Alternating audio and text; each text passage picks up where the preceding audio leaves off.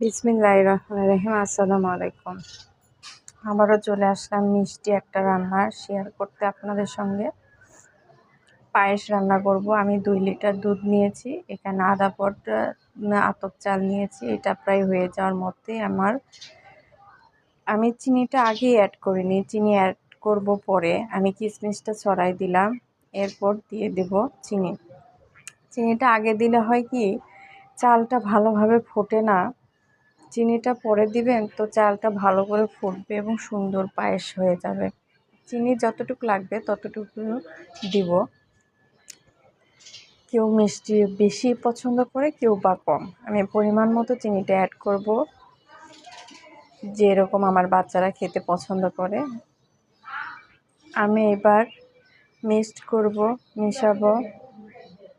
এবার একদম আমার পায়েসটা সম্পূর্ণ হয়ে গেছে। চিনি দিলে হয় কি, আবার ওই রকম পানি একটু বের হয়। আমার হয়ে গেছে এইরকম। আল্লাহ হাফেজ।